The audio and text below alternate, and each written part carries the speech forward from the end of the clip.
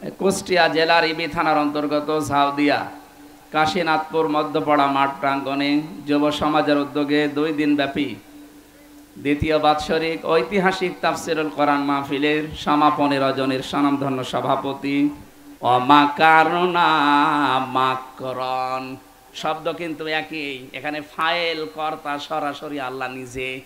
আল্লাহ বলেন ওরা করেছে ষড়যন্ত্র আর আমি করেছি কৌশল। কৌশল করেন কে? শব্দ এক কিন্তু জায়গা বিশেষে অর্থ আলাদা। আল্লাহর ক্ষেত্রে ষড়যন্ত্র শব্দ মানায় না। কথা বলেন না কেন? ইসলামের পক্ষে যারা দেশে কাজ করবে ওইটা জিহাদ, ওই কাজটা ইসলামের বিপক্ষে করলে ওইটা সন্ত্রাস। শব্দ এক কাজ এক, কিন্তু ইসলামের পক্ষে করলে জিহাদ হবে, ইসলামের বিপক্ষে ওইটা করলে সন্ত্রাস হবে। ইসলামের পক্ষে কেউ কলম ধরলে, যে খালিদ হাসান সিপাহী সাংবাদিক ইসলামের পক্ষে কলম ধরে, এই জন্য উনি হচ্ছে জিহাদকারী মুজাহিদ। এই কুষ্টিয়াতে বহু সাংবাদিক আছে ইসলামের বিরুদ্ধে, মানবতার বিরুদ্ধে কলম ধরে। আল্লাহ রাব্বুল আলামিন বলেন আমি নিজেই এমন কৌশল করেছি, কৌশল করার মতো মাসদার দিয়েছেন মাকারনা মাকরান অহুম লা ইয়াশউরুন। তারা টেরই পায়নি। কি টের পায়নি আপনি দেখবেন। এবার বাংলাদেশের সাথে আয়াতটা মিলাবেন। ফানজুর কাইফা কানা আকিবাতু মাকরিহিম। আল্লাহ যেন হাত দিয়ে আমাদেরকে দেখাচ্ছেন, ফানজুর ফা দিয়েছেন। নাজারা মানে এই চোখ দিয়ে দেখা না, শুধু নাজারা মানে গবেষণা করে দেখা, চিন্তা ভাবনা করা। র মানে এই চোখ দিয়ে দেখা। আল্লাহ ফানজুর দিয়েছেন, হে পৃথিবীর মানুষেরা, বাংলাদেশিরা একটু নজর করে দেখো, আমি যারা ষড়যন্ত্র করেছিল মানবতার বিরুদ্ধে, দেশের বিরুদ্ধে, ইসলামের বিরুদ্ধে, দেখো তাদের অবস্থা আমি কি করেছি। আন্না দাম্মারনাহুম, অবশ্যই আমি আল্লাহ নিজে তাদেরকে ধ্বংস করে দিয়েছি। অকৌমাহুম আজমাইন, এবং তাদের সকলকে আমি নির্মূল করেছি। এ দায়িত্ব নিয়েছে কে? আর জোরে বলেন। আল্লাহ দায়িত্ব নেওয়ার পরে কয়েকটা কথা এখানে জানিয়েছেন। তার সর্বপ্রথম কথা এইটা, যেটা এ দেশের সাথে 100% খাপের খাপ মিলে গেছে। ফাতিলকা বুয়ুতুহুম খাবিয়াতাম বিমা যালামু। আল্লাহ পাক বলেন ফাতিলকা বুয়ুতুহুম খাবিয়াতাম বিমা যালামু। ফা দিয়েছেন। এখানে যারা আরবি গ্রামার আর বালাগাত মানতেক বোঝে, ফা শব্দটা 13টা অর্থে ব্যবহার হয়। আল্লাহ পাক তিলকা দেওয়ার আগে ফা দিয়ে মনে হচ্ছে এই আঙ্গুল দিয়ে আমাদেরকে দেখাচ্ছেন, ওই বাংলার মানুষেরা, ফাতিলকা বুয়ুতুহুম বাইতুন না বুয়ুত বহু বচন, এই সেই ঘর। এই সেই, এই জবাব দেন না কেন? আল্লাহ বলেন এই সেই ঘর। কি এই ঘর? কি একটা ঘরের নাম না দিয়ে বহু ঘরের নাম দিলেন কেন? এই যে এই সেই ঘরগুলো, খাবিয়াতাম বিমা যালামু, জনশূন্য হয়ে আছে, উজাড় গৃহ বানিয়ে দিয়েছি, সার শূন্য বানিয়ে দিয়েছি তাদের জুলুমের কারণে। কারণ এই ঘরের ভেতরে বসে জুলুমের দুর্বিসন্ধি করত। আপনি দেখেন আগস্টের 5 তারিখের পরে বিকাল 5টা বাজতে বাজতে জালেমদের বাড়ি ঘরের ইট পর্যন্ত জনগণ খুলে ফেলেছে। এর 1 নাম্বার প্রমাণ আমাদের হানিফ সাহেবের বাড়ি। আবার কে দেখাবেন আপনি? বাড়ির ইট পর্যন্ত খুলে নিয়ে চলে গেছে মানুষ। আমি গত পরশু দিনও বাড়ির সামনে দিয়ে যাওয়ার সময় দেখেছি বাড়িটা মনে হচ্ছে উজাড় গৃহ হয়ে গেছে। এখন জাতীয় টয়লেট বানাতে দেরি। কাবা শরীফ একবার তাওয়াফ করছিলাম 16 সালে। হঠাৎ আমি উপরে গেলাম, দেখি আমার পেটে ব্যথা করছে। ওই দেশের যে পুলিশ আছে বললাম, ইয়া সাদেক, হে বন্ধু, আমার পেটে ব্যথা করছে, কি করা যায়? আমার বলছে কি, ইয়া হাজিউল হজ্জা তাই না বিলা দোকা। ও হাজি, দেশ কোথায়? যে তুমি বাংলাদেশ। বাংলাদেশ থেকে এসেছি। আমার বলছে, হাজি আপনি জানেন না এটা কোন জায়গা? আমি না তো, আবু জেহেলের বাড়ি। আপনি এখনো পায়খানা না করে দাঁড়িয়ে আছেন, তাড়াতাড়ি করেন। পায়খানা করে দেখি আমার পেটের ব্যথা ভালো হয়ে গেছে।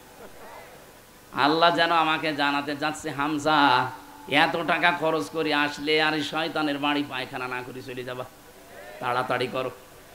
১৫০০ বছর পরে আমার মনে হচ্ছে আল্লাহ ঠিক বাংলার জনগণের পেটে। আরে জালেমদের বাড়িগুলো যেহেতু এখন সব পরিত্যক্ত হয়ে গেছে, এই ৩ মাসের ব্যবধানে বাড়িগুলো এখন উজাড় গৃহ। কথা বলে না কেন? ৩ দিন আগের পেপারে দেখলাম ঢাকার ওই বড় বাড়িটা, যারা আবেগ নিয়েছে চুমা খেত, ৩ মাসের ব্যবধানে এখন দল বেঁধেছে, টয়লেট করছে। ৪-৫ জন একসাথে যে ৪-৫ দিকে সব মুখ দিয়ে টয়লেটে বসে আছে। কি বিদ্যুতের দায়িত্বে আছে কারা? পেপারে দেখার পরে আমার ওই ১৬ সালের হজের এটা মিলিয়ে বাংলাদেশের এখন বিভিন্ন জালেমদের বাড়িঘর আর শিক্ষা প্রতিষ্ঠান, ওদের যে অফিস, এগুলো মিলিয়ে দেখতে পাচ্ছি আল্লাহ যেন আমাদের পেটে ব্যথা দিচ্ছে আর এই জালেমদের বাড়ি ঘরগুলো ভরার জন্যে। এবার আসেন তো, এখান থেকে কি পেলেন? এদিকে তাকান, কি পেলেন এখান থেকে?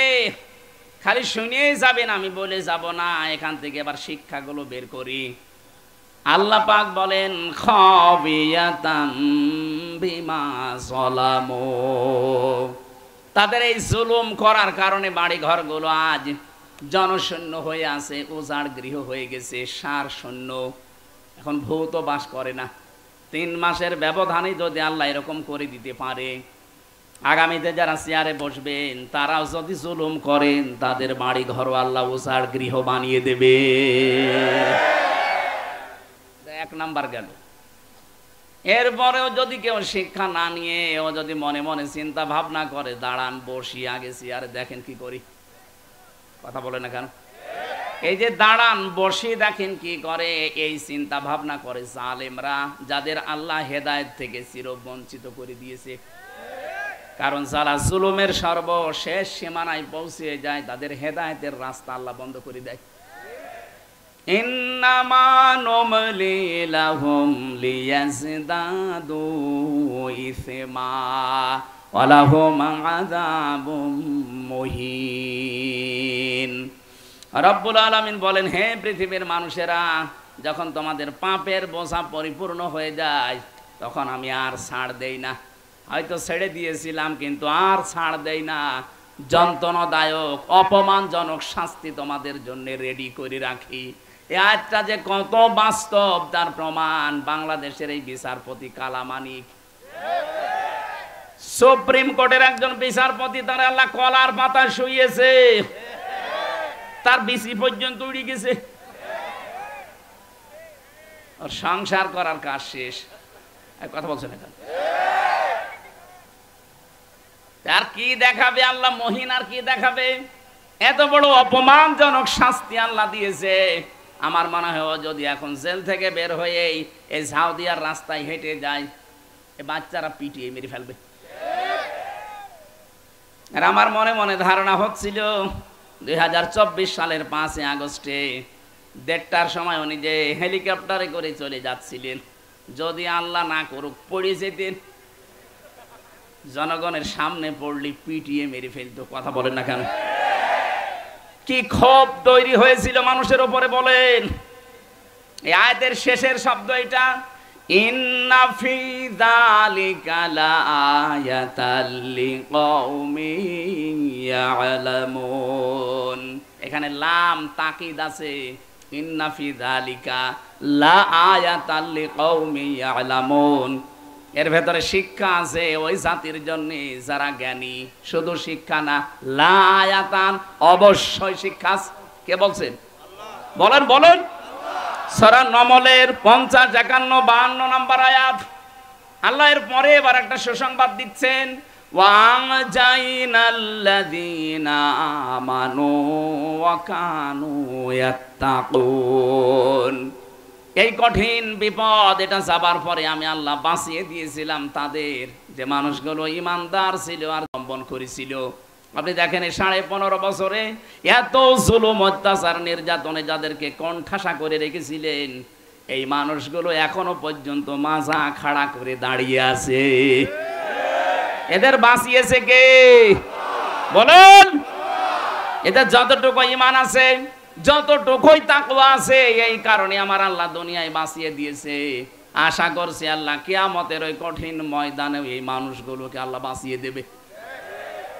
এই জন্য আমরা যেন জালেম হয়ে না যাই। অনেক মানুষ কিন্তু এখনো পর্যন্ত দিন গুনতেছে, দাঁড়ান আগে পাই কি।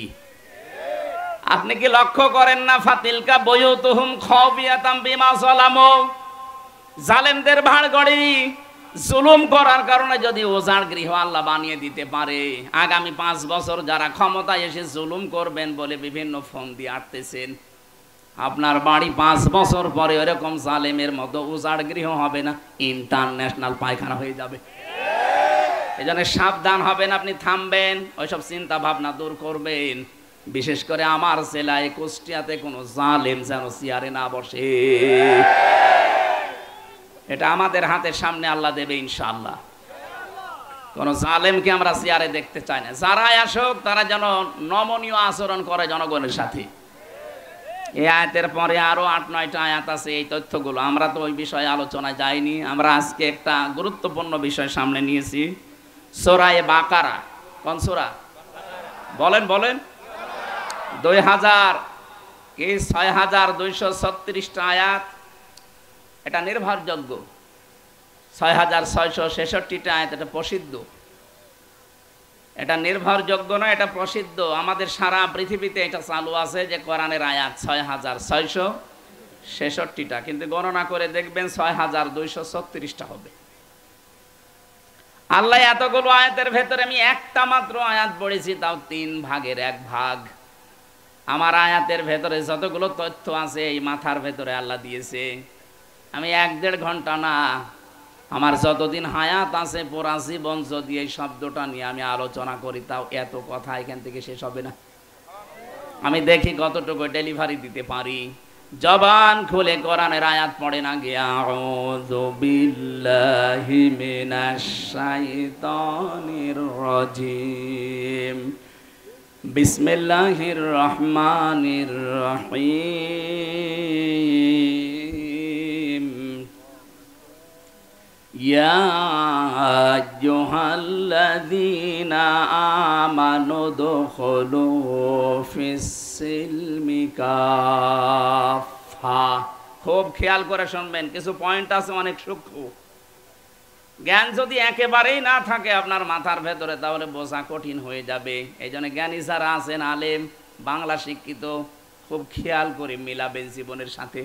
আশা করি আজকের আলোচনাটা জান্নাতে যাওয়ার জন্য পাতি হয়ে দাঁড়াবে ইনশাআল্লাহ। আল্লাহ ডাক দিলেন এখানে শুধুমাত্র ঈমানদারকে, কোনো বেঈমানকে আল্লাহ আজকের আয়াতে ডাক দেননি। এই জন্য কোনো বেঈমান যদি থাকেন চলে যান, ওই যে চলে যাচ্ছে, তাড়াতাড়ি যান। এই না না, বেঈমানের জন্য আজকের আয়াত না, ওরা তাড়াতাড়ি বের করে দিন যান। যেটা উঠবে মনে করবেন ওটা বেঈমান না। শুধু প্রসাব পায়খানা আর বিড়ি খাওয়া বাদ দিয়ে কেউ যেতে পারবেন না। বিড়ির যদি নেশা লাগে খুব বেশি, খেয়ে আবার চলে আসবেন। আবার বাইরে কিন্তু পুলিশ আছে, পুলিশের সামনে পড়লে আবার জরিমানা নেবে। চুরি করে খেয়ে আবার চলে আসবেন। আসবেন তো বলছে ইনশাল্লাহ।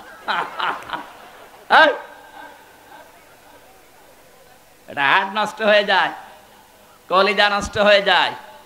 যারা বিড়ি খান আশা করছি এটা ছেড়ে দেবেন। উপকার কোনটা আছে বিড়ির ভেতরে বলেন যে এইটা উপকার আছে। পৃথিবীতে একটাই খাবার যার গায়ে লেখা থাকে যে এটা খেলেই ক্ষতি হয়, কথা বলেন না কেন? ওখানে লেখা আছে খাইলেই মরবেন, মানে ক্যান্সার হবে। ক্যান্সারের কোনো অ্যান্সার নেই, মানে খাইলেই মরবেন। যেন আমরা যেন এই কাজ আর না করি বলে অন্য জিনিস খান। বিড়ি বাদ দিয়ে আমার মনে হয় সিগারেট খাওয়া ভালো। দুইটাই, ওইটা একটু উন্নত, এটা একটু নর্মাল। আমি তো আকিস গ্রুপে ছিলাম, আমি দেখেছি ওদের ওই রংপুরে কারখানা আছে, কুড়িগ্রামে আছে, যশোরে আছে, কিভাবে বানায় আমি দেখেছি। ছাগলে পর্যন্ত মুখ দেয় না। যেটা ছাগল খায় না সেটাই পাগলরা খায়। আশা করছে পাগলামি আর করা যাবে না। আমি আকিসের মালিককে বলেছিলাম, স্যার এক কাজ করেন, বিড়ির ছাতা বাদ দিয়ে অন্য কিছু বানান। হুজুর আমি ছেড়ে দেবো। উনি অলরেডি ওটা বাদ দিয়ে আমেরিকা টোবাকোর কাছে, কুষ্টিয়া তো মনে হয় বানায়, ভাদালিয়ার পাশে। এটা অলরেডি ওনার তো 1টা 2টা না 3টা মা 15টা ভাই বোন। এতগুলো আবার এক জায়গায় হওয়া লাগবে তো, এই জন্য একক সিদ্ধান্তে ওনারা পারে না, চেষ্টা চালাচ্ছে ওগুলো সব বাদ দিয়ে খাবার তৈরি করার জন্য, মানুষের যেন উপকার হয়। আল্লাহ তাদেরকে যেন তৌফিক দেন, অন্তত আকিস বিড়ি, আজিজ বিড়ি এগুলো যেন আস্তে আস্তে দূর হয়ে যায় দেশ থেকে। হারামের ভেতরে কোনো বরকত নেই। প্রশ্ন আসতে পারে তাহলে ওদের বরকত হচ্ছে কি করে? আরে ভাই, বরকত কি ওইটার নাম? বরকত কি আমরা আয়াতের 5 নাম্বার পয়েন্টে আছে, বলবো ইনশাআল্লাহ। তাহলে ইমানদারকে আল্লাহ ডাক দিয়েছেন। আমার প্রশ্ন যে আমার ভেতরে ইমান আছে, আমি এটাকে কিভাবে টের পাবো? বড় এরকম হায়াত আলী সাহেবের মতো দাড়ি থাকবে নাকি এরকম টুপি মাথায় দেওয়া থাকবে যে বিশাল ইমানদার? না। নবীজিকে সাহাবী প্রশ্ন করলেন, হে নবী, আমার ইমান আছে, আমি কিভাবে টের পাবো? বিশ্ব নবী বললেন, ইদা সাররাতকা হাসানাতুকা ওয়া সাআতকা সাজ্জিআতুকা ফাআনতা মুমিন। যখন তোমার ভালো কাজগুলো তোমাকে আনন্দ দেবে, আর অন্যায় কাজ করলে ভেতর থেকে একটা বাধা আসবে, ব্যারিকেড আসবে, তখন বুঝবা তোমার ইমান আছে। বাংলাদেশে ভালো কাজ সবার কাছে ভালো লাগে? বলেন।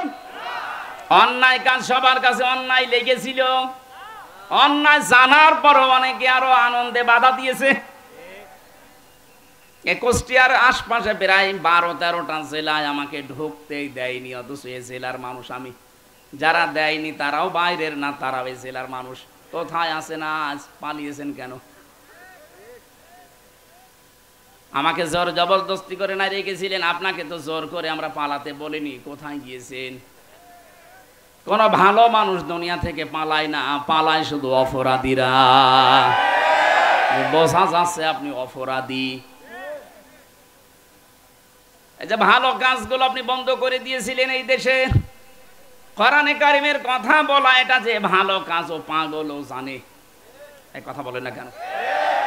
কয়েকদিন আগে যশোরের সরকারি কলেজের এক অধ্যাপক, বিসিএস ক্যাডার লোকটা, ওনারা আমি 3 মাস সময় দিয়েছিলাম যে স্যার আপনি আমাদের ধর্মীয় গ্রন্থ, আপনি তো হিন্দু মানুষ, কোরআনে কারিমটা পুরা আমাকে পড়ে জানাবেন। আপনাকে আমি ইসলাম গ্রহণ করতে বলছি না, কিন্তু আমার ধর্মীয় গ্রন্থ পড়বেন।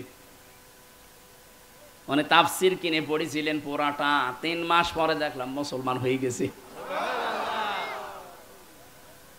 আমরা তো কোরআনের কারণে মানুষদেরকে দ্বীনের পথ দেখাতাম, আর আপনার এই ভালো ভালো কাজগুলো যেদিন হবে সেই দিন পুলিশ দিয়ে বন্ধ করে দিতেন।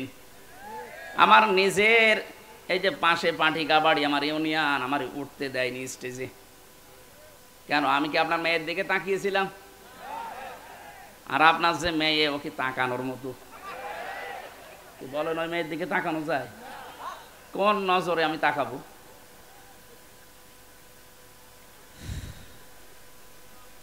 এই আমার কাটসাট কথা, এই ভালো কাজ যাদের কাছে ভালো লাগে, অন্যায় কাজ দেখলে যাদের কষ্ট হয়, ভেতর থেকে একটা বাধা আসে, বুঝবেন তার ইমান আছে। আর অন্যায় কাজ দেখলে যার ভেতর থেকে একটা বাধা আসে না, আরো আনন্দ লাগে, বুঝবেন আপনার ইমান নেই। আপনার দাড়ি থাকলেও, নামাজ থাকলেও, রোজা থাকলেও আপনি বেঈমান। এবার ইমান আছে কাদের আপনি অবশ্যই টের পেয়েছেন। তাদেরকে আল্লাহ এবার ডাক দিলেন, উদখুলু ফিস-সিলমি কাফা।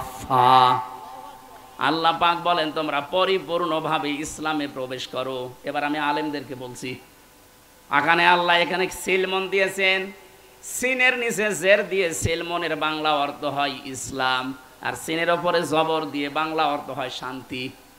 আল্লাহ পাক এখানে কিন্তু ডাক দেননি ইমানদারেরা শান্তিতে প্রবেশ করো। কিসে বলেছেন? ইসলামে। বলেন, ইসলামে প্রবেশ করো। এখন আমার প্রশ্ন হচ্ছে, আমি যে ইসলামে আল্লাহর কথা মতো প্রবেশ করব, এটা কি আংশিক না পূর্ণাঙ্গ? আরো জোরে বলেন। পূর্ণাঙ্গ যে ইসলামে প্রবেশ করলেন, কোথায় পেলেন?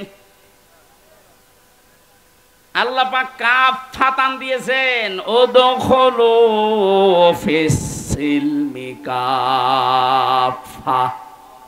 ইসলামে পরিপূর্ণভাবে প্রবেশ করো, আংশিক না পূর্ণাঙ্গভাবে। এ ঘোষণাকার আল্লাহ। তাহলে এ ঘোষণা শোনার পরে আমার বিবেকে কি নাড়া দেয় যে আমি ইসলামে প্রবেশ করেছি পূর্ণাঙ্গ, এটা আমি কিভাবে টের পাবো?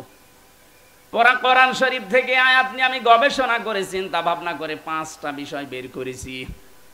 একটা দুইটা না, যতগুলো তাফসির মিলিয়েছি মুফাসসিরিন ইকরাম লিখেছেন, কোন মানুষের জীবনে যদি এই 5টা আলামত দেখতে পান, 5টা সিমটম দেখতে পান, 5টা চিহ্ন দেখতে পান যে না এই 5টাই তার জীবনে আছে, সে যেন মনে করে যে আমি ইসলামে পরিপূর্ণ প্রবেশ করেছি। কুষ্টিয়াবাসী, এবার আপনি মেলাবেন নিজের সাথে একটা একটা করে। 1 নম্বরে আমি ইসলামে প্রবেশ করেছি, এর প্রথম আলামত আমাকে আত্মসমর্পণকারী হওয়া লাগবে। কথা বুঝতেছেন? এখন আত্মসমর্পণ করবেন কি করে? করেছিলেন এর আগে আপনি তাকান, আমাদের যিনি জাতির পিতা হযরত ইব্রাহিম আলাইহিস সালাম, গাছের মাথায় বসে কোড়াল দিয়ে তিনি কাঠ কাটছিলেন, আল্লাহ ওখানেই ডাক দিয়েছেন, ইয ক্বালা লাহু রাব্বুহু আসলিম। সূরা বাকারার 131 নম্বর আয়াতের প্রথম অংশে আছে, আল্লাহ পাক বলেন ইব্রাহিম আত্মসমর্পণ করো। তিনি ওখানে বললেন আল্লাহ এখান থেকে আমি কি করে আত্মসমর্পণ করি? আল্লাহ পাক বলেন গাছের মাথায় কাঠ কাটা বাদ দিয়ে খাতনা করো কোড়াল দিয়ে, এইটাই আত্মসমর্পণ। এখন এই জন্য পুরা ইব্রাহিম নবীর পুরা জীবন পড়ে দেখেছি আল্লাহ 50টা পরীক্ষা করেছিলেন, এটা 50 নাম্বার। উনি গাছের মাথায় বসে খাতনা করে আল্লাহকে বললেন আসসালামতু লিরাব্বিল আলামিন, বিশ্ব জগতের প্রতিপালক আমি আল্লাহর কাছে আত্মসমর্পণ করলাম, আমার নিজের বলতে আর কিচ্ছু নেই, সব আমি এখন সমর্থন করলাম। কাকে? আরো জোরে বলেন। সব সমর্পণ করে দিয়েছি আমি আল্লাহকে, আমার নিজের বলতে আর কিছু নেই। এটা আপনি কিভাবে বাস্তবে দেখাবেন আল্লাহকে? উনি তো 50টার একটা দেখালেন যে খাতনা করলেন। বিজ্ঞান এখন এই শব্দটা নিয়ে গবেষণা চালিয়েছে।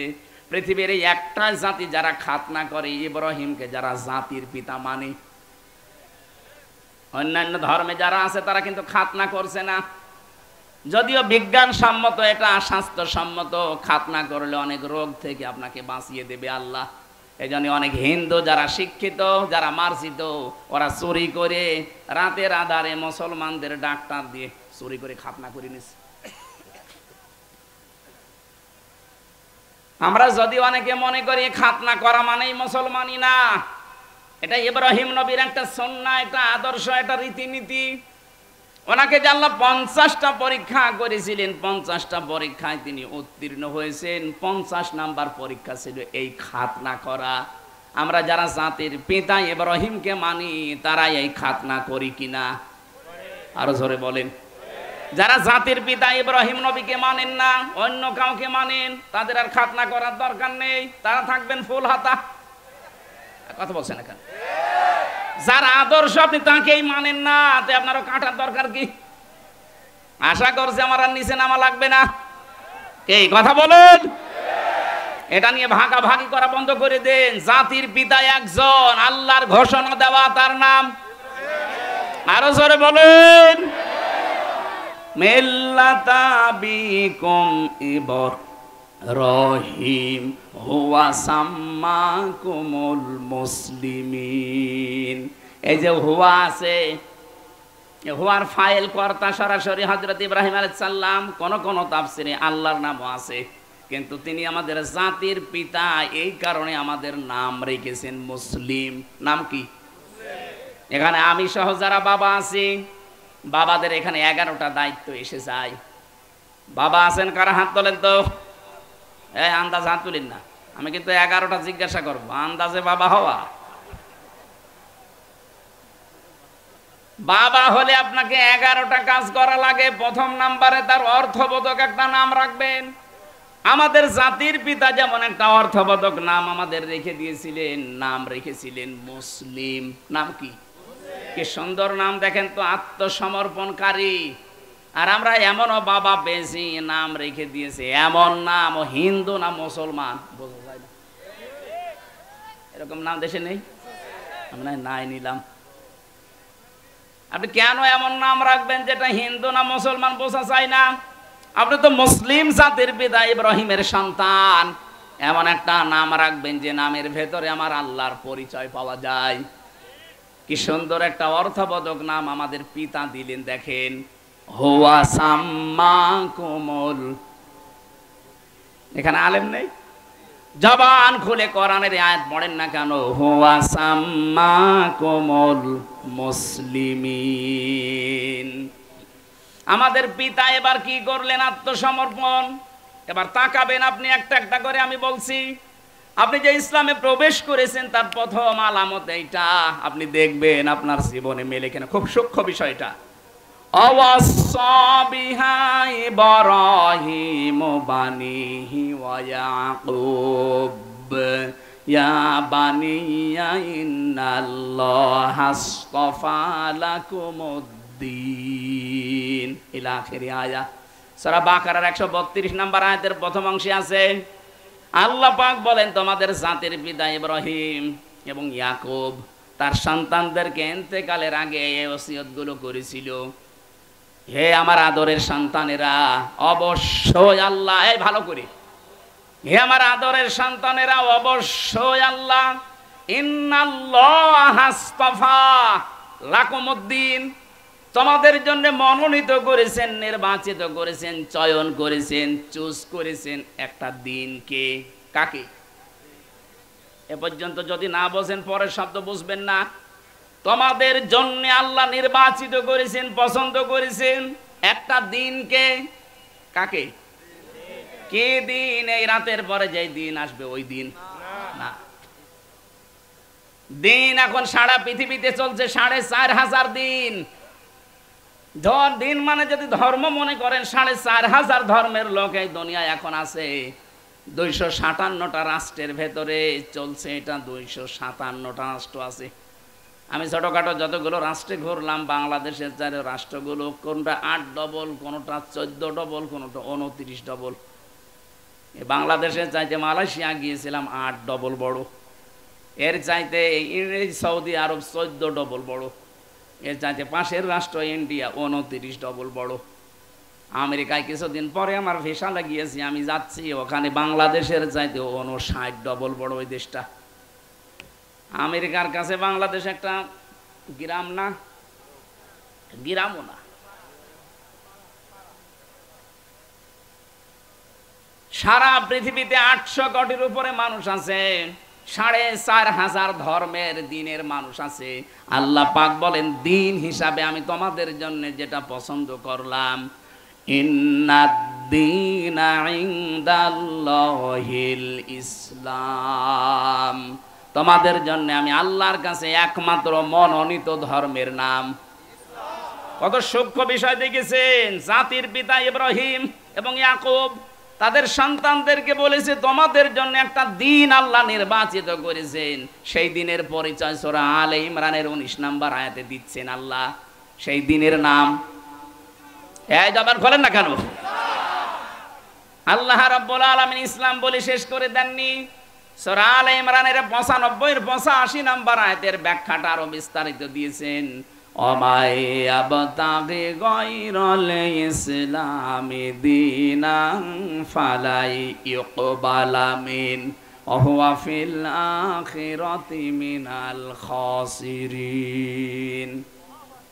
তামাম দুনিয়ায় কেউ যদি ইসলাম বাদ দিয়ে অন্য কোন নিয়ম নীতি দিন দিয়ে আমি আল্লাহকে রাজি করতে চাই, ফালাই ইউকবালা মিন, ইউকবালার আগে লান আছে, এর আগে ফা আছে।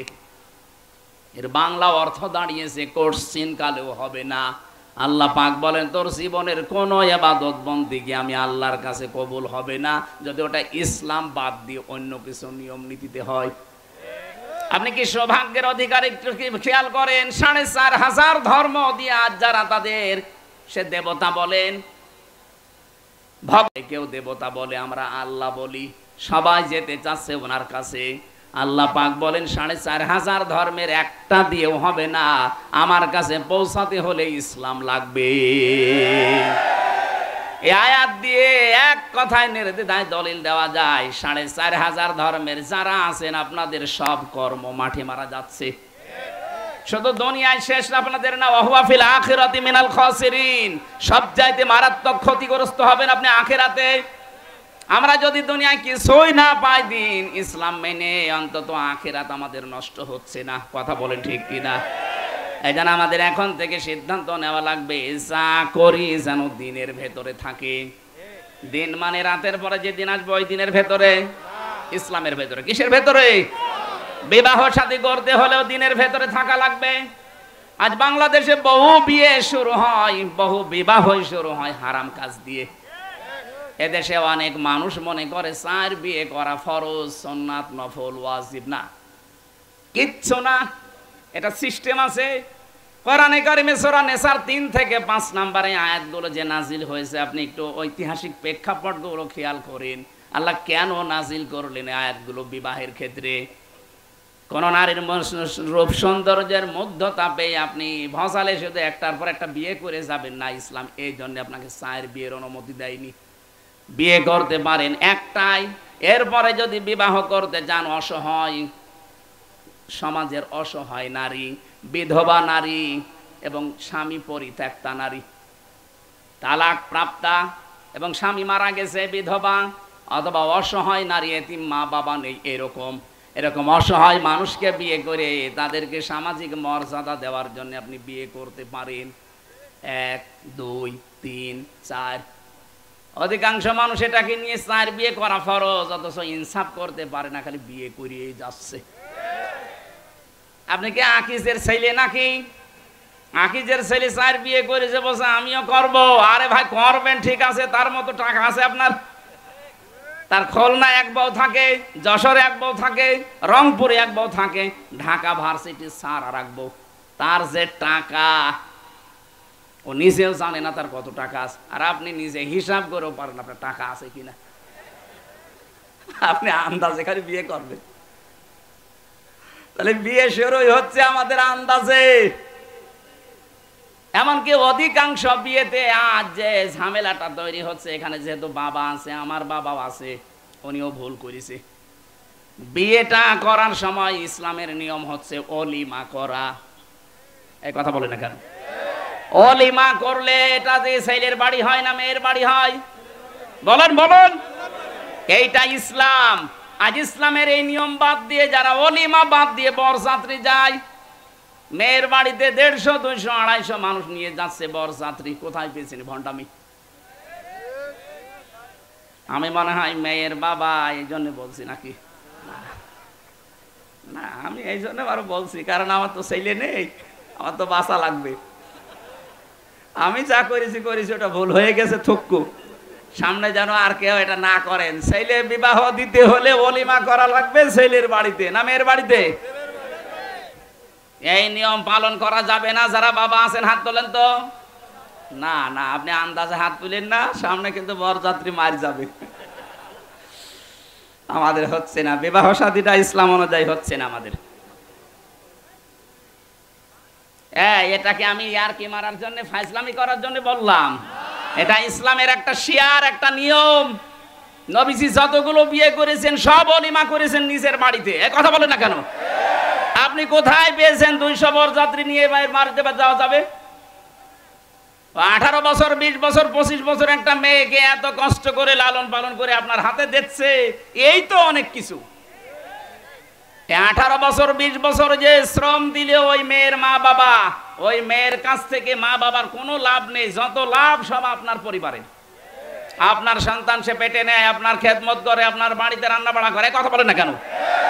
সব করছে আপনার, এরপরও আবার তার বাবার বাড়ি 200 মানুষ খাওয়াবে। এটা জুলুম না? এই জুলুম যেন কুষ্টিয়া থেকেই বন্ধ হওয়া শুরু হয়। এই মিডিয়া এটা হাইলাইট করবা। এটা আমার নিজের জেলা না। আগামী থেকে জেলায় বিয়ে হলে কোনো বরযাত্রী চলবে না, অলিমা করা লাগবে। বরযাত্রী যারা আসতে যাবে ছোট লোক, ইতর। বলেন বরযাত্রী বন্ধ করবেন কারা কারা? হাত তোলেন তো। এই আন্দাজে হাত তুলবেন না, এটা কিন্তু রেকর্ড হচ্ছে। এই দেখেন কত ক্যামেরা। তোলেন তোলেন তোলেন, এই তোলেন। কেউ বরযাত্রী যাব না ইনশাল্লাহ, সব অলিমার দাওয়াতে যাব, ঠিক আছে? বলছেন না, কি গো, এ জেলার মানুষ তো খুব ঝামেলা। আমার আফসোস এই জেলায় আমার জন্ম নেওয়ার জন্য, কারণ এই জেলায় এমন একটা কাজ চলে পৃথিবীর কোন জায়গায় নেই যে পুলিশ পাহারা দিয়ে গাঁজা খাওয়ায়। এই জেলায় আছে। সারা পৃথিবীর এই একটা জায়গা যেখানে পুলিশ পাহারা দিয়ে গাঁজা খাওয়াচ্ছে, আরো বলছে বাবা খা। আর একটা জায়গা আছে বগুড়া মহাস্থানগড়, ওখানে এরকম না, পুলিশ দেখলে তারা একটু দৌড় মড়ি দেয়, আর এখানে পুলিশ দেখলাম পাহারা দিয়ে খাওয়াচ্ছে, যা খাবি খা। সারা বাংলাদেশে গাছা কোড়ালে চাই কয় মন হবে, তার চাইতে বেশি মন গাছা পাওয়া যাবে লালনের মাঝারে। কোন কারণে এখানে যান বলেন তো? এখানে গেলে মানুষ শিরিক করে, বেদাত করে, ঈমান হারায়। এক কথা বলেন না কেন? এতগুলো মাজার বাংলাদেশে ভাঙা হইলো, কই এইটার গায়ে হাত দিলেন না কেন? এইটা ভেঙে ফেলার দরকার ছিল। বলে না, লালন আল্লাহর ওলি। কিসের ওলি? ও কোন ধর্মের লোক ও নিজেও জানে না। আর ওর ওখানে যে শিরিক হচ্ছে, কবরে মানুষ সেজদা দিচ্ছে, এই প্রকাশ্য গনাগুলো যদি বন্ধ করতে পারতাম, এই জেলার উপরে আল্লাহর রহমত আরো বেশি নাজিল হতো। ঠিক বললেন, বুঝে শুনে বুঝেছেন না? আমি এবার বলছি, সূরা আলে ইমরানের 93 নম্বর আয়াতটা পড়বেন বাড়ি যেয়ে। অমাং দাখালাহু কানা আমিনা। আমি সবাইকে বলছি, এটা খুব দরকার। অমাং দাখালাহু কানা আমিনা।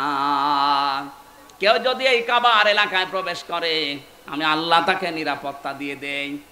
এই ভালো করে বোঝেন, এটা কাবার এলাকায় প্রবেশ করলে নিরাপত্তা দেয় কে? আরো জোরে। বাংলাদেশ কি কাবা শরীফ? এটা কাবা থেকে 6000 কিলোমিটার দূরে। কাবার এলাকায় কেউ প্রবেশ করলে যদি বাবার খুনিও হয়, তারপরেও তাকে কিছু বলে না, দেখে বলে ঠিক আছে যান, ছেড়ে দিলাম। কাবার এলাকার বাইরে চলেন, আপনাকে আমি দেখছি। কি নিরাপত্তা দিয়ে আল্লাহ ঢেকে রেখেছেন কাবার চত্বরটা। আমরা চাই বাংলার এই 56,000 মাইলও যেন, বর্গ মাইল যেন কাবার চত্বরের মতো নিরাপত্তা দিয়ে ঢেকে যায়। এটা ঢেকে দিতে হলে কি করা লাগবে? সূরা আনআম 7 নাম্বার পারা 17 নাম্বার পৃষ্ঠার 1ম নাম্বার লাইনের 82 নাম্বার আয়াতে আল্লাহ তথ্য দিয়েছেন, আল্লাযীনা আমানু ওয়া লাম ইয়ালবিসু ঈমানাহুম বিযুলমিন উলাইকা লাহুমুল আমনু ওয়া হুম মুহতাদুন। আল্লাহ পাক বলেন, যারা ঈমান আনবে আর ঈমানের সাথে জুলুমকে মিশ্রণ করবে না। এখানে জুলুম মানে শিরিক। যাদের ঈমানের সাথে তারা শিরিককে মিশ্রণ করবে না, উলাইকা লাহুমুল আমনু। এই যে এই আঙ্গুল, আল্লাহ যেন তার কুদরতের আঙ্গুল এভাবে কুষ্টিয়াবাসীকে দেখিয়ে বলছে, এই সাউদিয়ার মানুষগুলো শোনো, উলাইকা লাহুমুল আমনু, এই মানুষগুলোই নিরাপত্তার হকদার। তাহলে বাংলাদেশে যদি আমরা এই 56,000 বর্গ মাইল নিরাপত্তা দিয়ে ঢেকে রাখতে চাই, শিরিক মুক্ত ঈমান আমাদের তৈরি করা লাগবে। অথচ শিরিক তৈরি হচ্ছে আমাদের জেলা থেকে। আশা করছি এটা বন্ধ করা আমাদের ঈমানের দায়িত্ব। কথা বলেন ঠিক কিনা? এটা শুধু বন্ধ করবে তারা যারা টুপি মাথায় দেয়। হ্যাঁ, হযরত ইব্রাহিম নবী যখন ইসমাইলকে জবাই করার জন্য ছুরি হাতে নিয়ে উদ্যত হলেন, আল্লাহ তখন ডাক দিয়েছিলেন, ফালাম্মা আসলামা ওয়া তাল্লাহু লিল জাবিন। এই আলেম না এখানে? ফালাম্মা আসলামা দিয়ে বচন দিয়েছেন। আল্লাহ পাক বলেন, দুইজনে যখন রাজি এগ্রি হয়ে গেছে আল্লাহর বিধান পালন করার জন্য, তখন বিধানটা পালন করা সহজ হয়েছে। ইব্রাহিম নবী যদি বলতেন আমি জবাই দেব, ইসমাইল যদি বলতেন না আমি হব না, জীবনও আল্লাহর বিধান পালন হইতো। ইসমাইল যদি বলতেন ঠিক আছে আমি জবাই হব, ইব্রাহিম যদি বলতেন না 83 বছর বয়সে তোরে পেয়েছি জবাই করব না, আল্লাহর বিধান কায়েম হইতো? দুইজনেই রাজি, এই জন্য আসলামা দিয়ে বচন দিয়েছেন আল্লাহ। আজ বাংলাদেশে যারা টুপি মাথায় দেয় এরা, আর যারা টুপি মাথায় দেয় না তারাও তো মুসলমান।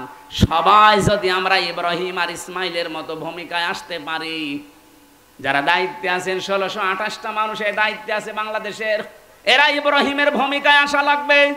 18 কোটি জনগণ আমরা ইসমাইলের ভূমিকায় যাওয়া লাগবে।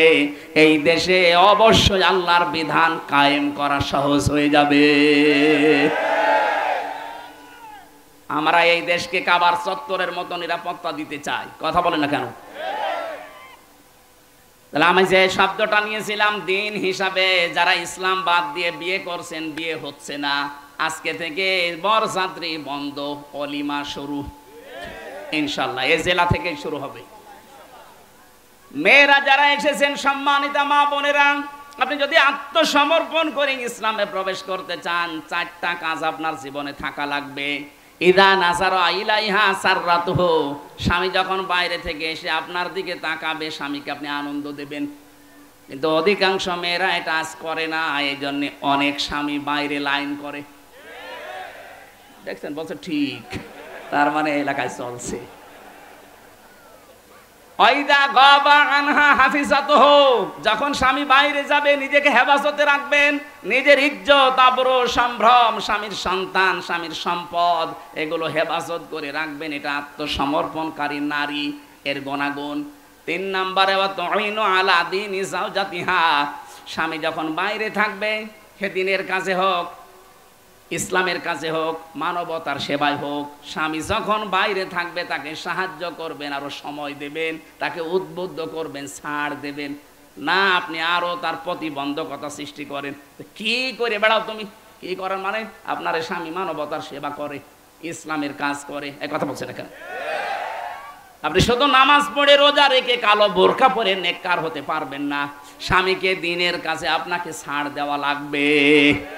কুষ্টিয়ার মেয়েদেরকে, বিশেষ করে বউ যারা আছেন, তারা স্বামীকে ছাড় দেবেন, উদ্বুদ্ধ করবেন দিনের কাজে। 4 নম্বরে, স্বামী যদি আদেশ করে, ওটা যদি জায়েজ হয়, জীবন থাকতে আপনাকে মানা লাগবে। আমি স্বামী, যত স্বামী এখানে বসে আছি, আমরা প্রতিটি স্বামী আমরা চাই বিয়ের পরে আমাদের মা বাবা আমাদের সাথে থাকবে। কথা বলে না কেন? এটা আমরা পছন্দ করি কিনা? 100 ভাগের 80 ভাগ মহিলা এটা চাই না। আপনি নামাজ পড়ে রোজা রেখে জান্নাত পাবেন না, আপনার আত্মসমর্পণই হয়নি। এটা 4টা বললাম। আল্লাহ রাব্বুল আলামিন বলেন, তুমি ইসলামে প্রবেশ করলে কিনা তার প্রথম আলামত হচ্ছে আত্মসমর্পণ করবা। দিন হিসাবে ইসলাম বাদ দিয়ে অন্য কিছু মানা যাবে আরো জোরে। সুতরাং যৌতুক প্রথা দিনে আছে, ইসলামে আছে। যৌতুক দিয়ে যারা বিয়ে করে, যৌতুক নিয়ে যারা বিয়ে করে, এটা হিন্দুদের রীতি। এই যে গায়ে হলুদ দেওয়া, এটা হিন্দুদের রীতি। এই কথা বলে না কেন? আশা করছি দিনের বাইরে যেটা আল্লাহ মনোনীত করেছেন, এর বাইরে আমাদের যাওয়া যাবে না।